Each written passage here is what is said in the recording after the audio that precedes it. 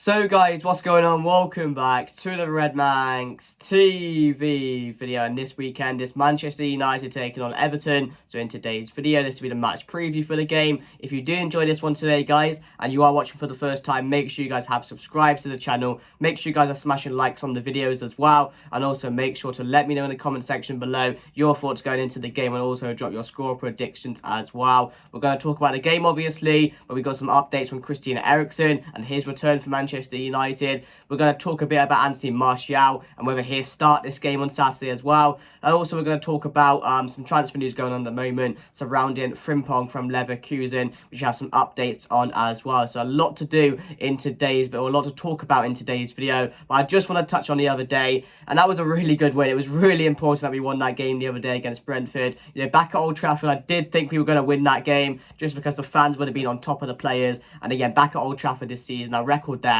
has been really good. It is becoming that fortress which it was once known as. So I'm really happy with that. We just got to keep on going now. I said in the reaction video, it's not about the performances. Like the other day against Brentford, it wasn't a top tier Ten Hag performance, but we saw more elements of what Ten Hag is trying to do and what we're used to under Ten Hag, which we have seen this season. But over the last couple of weeks or so, we've not been seeing performances. So it was good to see that kind of return the other day, although we only won 1-0. As I've said, it's not about the performances.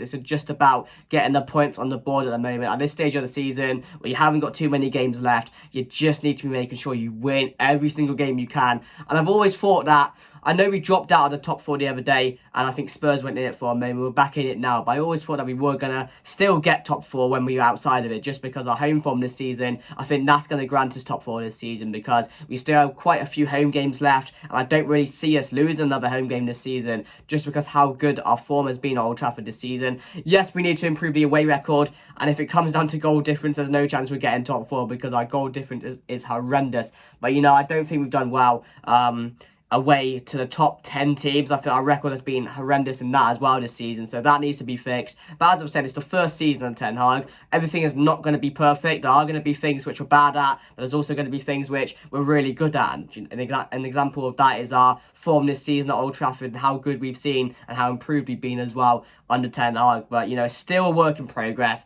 And again, there is going to be times where you stumble across this type of form, as I've said, but it's just about how you deal with that. And I thought the other day we really did well to win that game at a vital time, which we needed to. So, yeah, I was really happy with that. And I think it's really important, again, this Saturday, another vital game we have to win back at Old Trafford against Everton. And it's not going to be an easy game as well. Sean Dyche will have his players set up perfectly for the game. They're going to be frustrating. They're going to be 11 men behind the ball. They're going to try and counter-attack when they can. But again, as I've said, we need to be winning this game, especially because Tottenham are playing Brighton. And that's no guaranteed points for Tottenham there. I would not be surprised. Brighton are probably favourites going into the game with the form they're on. They're probably not like on the bookies and that, but in my eyes, I would not be surprised if Brentford won that game comfortably. So that's a difficult game for Tottenham. So we got to make sure we win this, and hopefully then Spurs trip up in that, get a draw, lose some points in that game, and that'll be really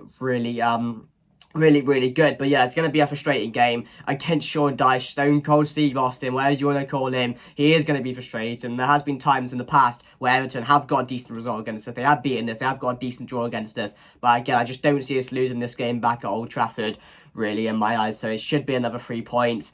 And again, I'm looking forward to the game. But we're going to talk more about team news and Eriksen, and of course some updates on Christian Eriksen. We have seen him back in training. How good is it to see Christian Eriksen back playing football for Manchester? Or how good is it going to be, seeing Eriksen back in this team alongside Casemiro? We've missed it so much. They were so good when they were playing together. And it's clear as day that we've missed it. And we've missed both of them in the middle so much that, you know, they're probably down to where our form has been so bad. I'm not going to lie. Obviously, it's not fully because of that, because the players are good enough to put in results, and some of the results that we're getting are just not acceptable for any team standards, especially Manchester United. So you can't just pinpoint that on the reason, but it's a major factor because the midfield wins you games, and when you don't control the midfield, when it's not balanced like it hasn't been over the last couple of weeks or so, we are going to struggle. And it's been clear as day, whether you're playing Fred or Sabitzer or McTominay, players even trying to put Bruno dropping deep. Yes, he can try his best. Yes, he can play any position you want him to, but it's just not going to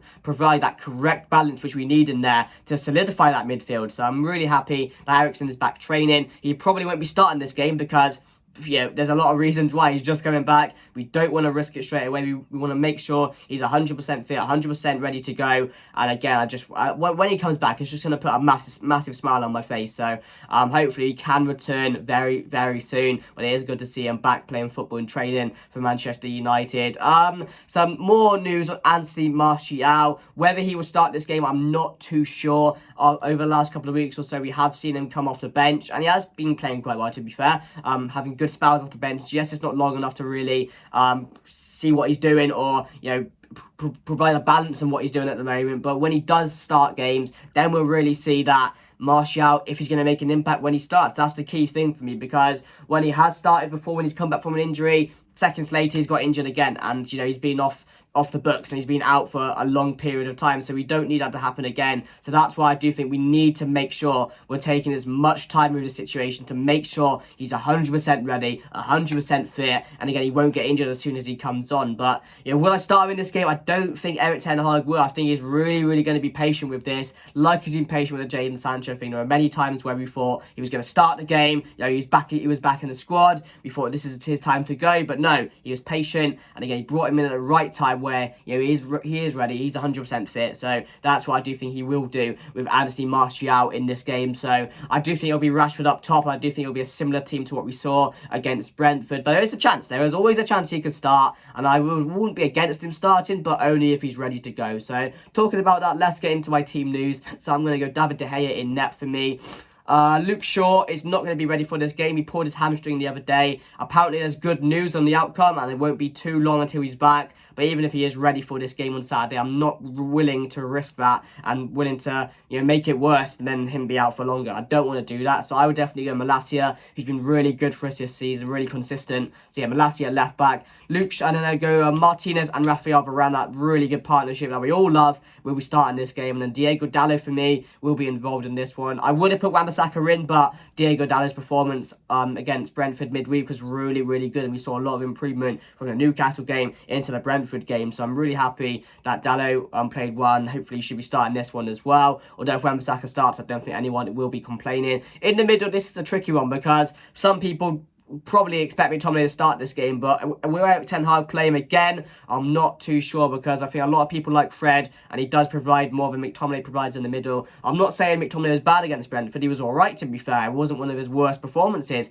and maybe again against the likes of Onana, he might go for height, and then you'll have McTominay in there to provide a bit of balance for that. So I'm not too sure what he could do, but there's a lot he could do, and we've always seen McTominay start ahead of Fred at the moment. So I do reckon it will be McTominay and Sabitzer, and then Bruno ahead of him, and Antony, Sancho and Rashford up top. I don't think Weghorst will start this one again either. I thought the last performance without him was a positive one. I mean, we were much better going forward in the transition. In the final third, we were a lot better as well. We were creating a lot more chances. The combinations were a lot better between the likes of Antony, Sancho and Rashford. So hopefully, again, he sticks with that, because I do think you'll get a better outcome again if he does go with that. So that's my team going into the game, guys. Let me know your thoughts down below. With Fred and Weghorst, they could come into the side, because the amount of games we've got to play, we do need to rotate at times. So maybe this is a game against Everton where you can bring Fred involved, and you can get Weghorst involved in a type of game like this, because against Everton, as I said, 11 men behind the ball, you are going to need that outlet, and I do think Weghorst could provide that if he does start the game. So yeah, it's really difficult to see what he's going to do, whether he rotate for this game, whether he stick with a similar side. So I'll have to wait and see. But yeah, let me know your thoughts down below, guys. But that's my team going into the game. We do have a bit of transfer news, guys, on Frimpong from Leverkusen. Has been linked with Manchester United, of course. A versatile right back, right forward. He can play as well. He can play all the way down that right-hand side. And again, he's a very fast player, very quick player. And he has a lot in his locker, to be fair. He can score, he can assist. And again, he's a perfect right back at the moment for football in general. The way it's played now, you need that type of right back that Frimpong is. So I wouldn't say no to it, because we do have Dallo and Wan-Bissaka, and that's going to halt them if he does come in, and Frimpong might be on the edge of that, or joining, just because he may not be guaranteed to play every single week. But again, for me, if he can get him in a further position going forward, I think it'd be a really great option to have. So that's the news coming out. They would want to leave Leverkusen. He's not really having the best of times over there. I mean, he is scoring goals, he's getting assists, but does he want an outlet? It does look like he does. So Or does he want to leave? I mean, yeah, he does. So Frimpong is one of the cards, but let me know your thoughts on that transfer. But yeah, that's the only bit of news transfer-wise coming out recently. A bit about Everton, as I've said, they're under Sean Dyche this season, really, really good. They're in a relegation scrap, of course, but again, that's the man you want. If you want one person to come in and save you from getting relegated, it's Sean Dyche. So I do think he's a perfect manager for them. I mean, he got a really good result against Spurs the other day in that 1-1 draw with that Michael Keane wonder goal to get them a huge point, to be fair, against Spurs. And they have had some decent results since Sean Dyche has come in. And as I've said, they are probably going to survive relegation this season due to him being there. But again, it's a team which is going to sit back, as I said. But some of their danger men, I think Damari Gray, really good player. McNeil has been really good for them at times this season. Calvert-Lewin's still out for them. He's not going to be available this game. Anano in the midfield and Idrissa Gueye, 2 players which I really, really rate as well. And that's a midfield which is really, really good. It's really balanced. And again, it's a quality midfield that they have at times when they play Idrissa Gueye and Anano in the middle. But yeah, if you take away them two, really they're not too much of a threat in my eyes going forward. Yes, they can score goals, as I said, with the players they have, but they don't really scare me. I don't see them as too much of a threat, other than they are going to be very, very hard to break down. But it's just about getting that first goal, making them come out after that, and making sure we get that second. Because the other day, yeah, it was a 1-0 win, as I've said, really comfortable. We managed to defend really, really well and see out the game. But again, we need to be pushing for that second goal, because the goal difference, if it does come down to that, we could be in a bit of trouble at the moment. We are going to be in trouble because it's really, really low. I think it's like 6 or 7 now. And other teams are on like 25, 20, 21, something like that. So if it comes down to that, it's not really about scoring goals anymore. If I'm trying to say that will be a good point, but it really won't, will it? So, yeah, score prediction-wise,